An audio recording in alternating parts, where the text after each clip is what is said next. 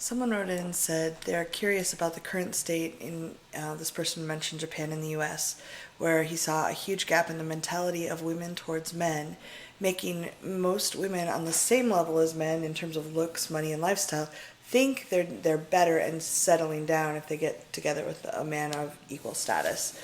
And he wanted us to comment about it and see if we had any solutions. This is Reid from readaboutsex.com. Cathy Vartuli, TheIntimacyDojo.com, and welcome to World Affairs, where, I guess there's a joke in there about affairs, like having a relationship Yeah, I thought you meant around that. the world. No, World Affairs, like, let's talk about cultural issues, about cultures we're not even acculturated for.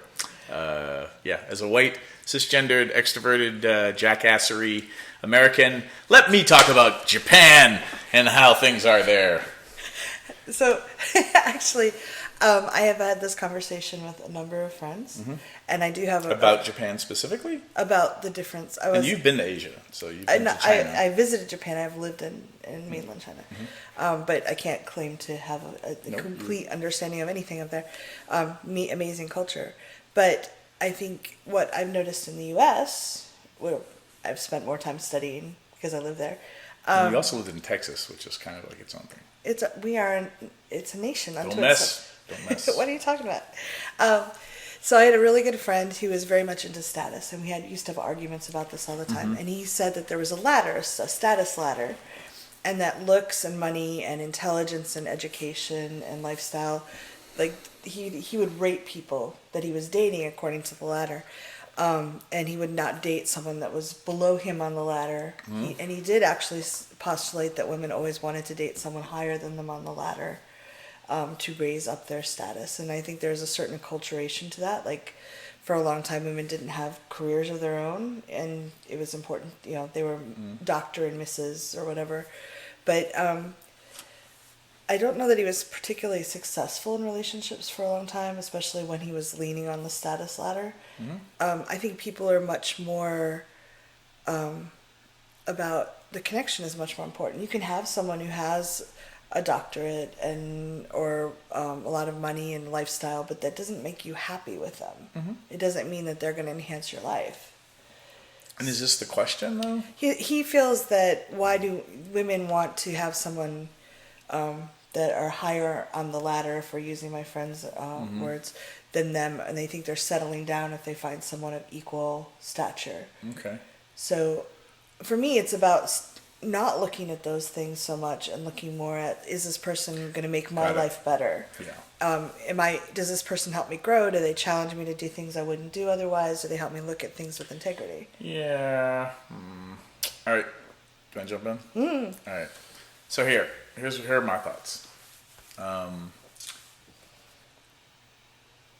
If we're gonna say that most people in most cultures, most air quotes, are raised to be trying to date up, that status is a thing that a lot of people are raised with in culture.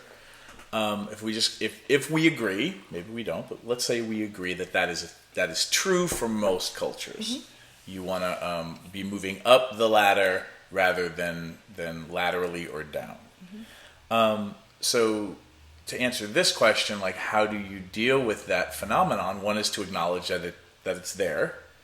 You can make it right or wrong if you want, but from a pragmatist perspective, it's, is a hammer named the right name for a hammer? I don't care. Like, let's use the hammer for good, never for evil, and go build something worthwhile.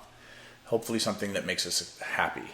So immediately what you're looking for are women, or whomever you're into dating and having relationships with, who get that that's a thing that happens in a lot of cultures.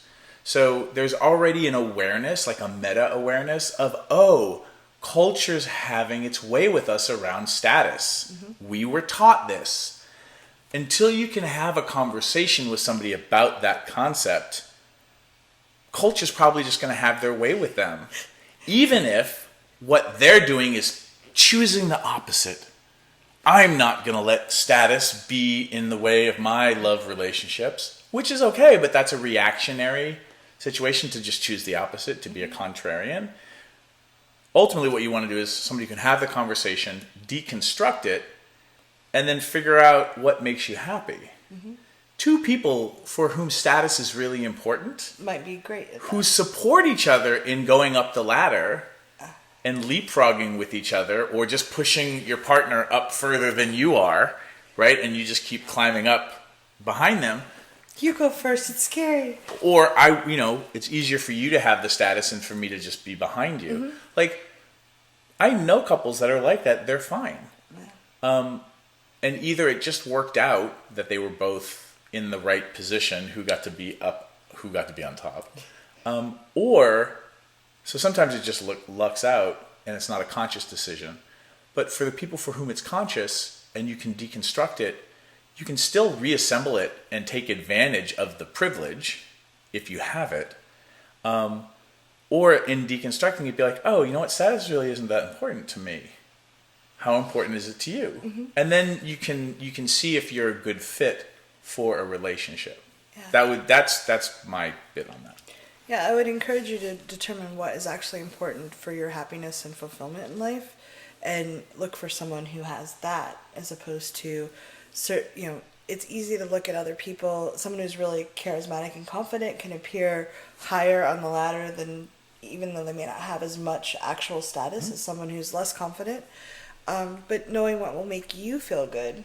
And it's the moments that, the middle of the night when you've had a bad day, or if you're sick and someone shows up for you, or you really want to figure something out, that matters. That's really important. And that can make a huge difference in how your life flows.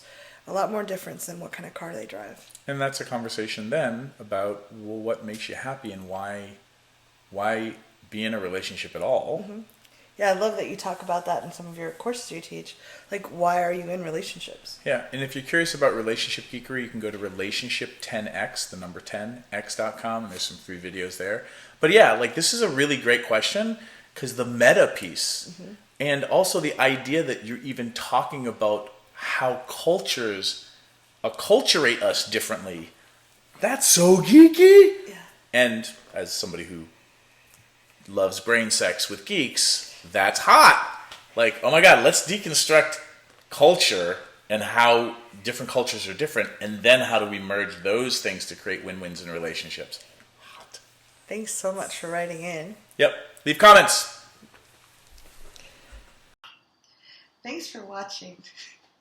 If you'd like to subscribe to my social media, it's right there. And please subscribe to this channel there. If you'd like to see more goofy Reid and Cathy, there's more videos there. See them. Why are they there?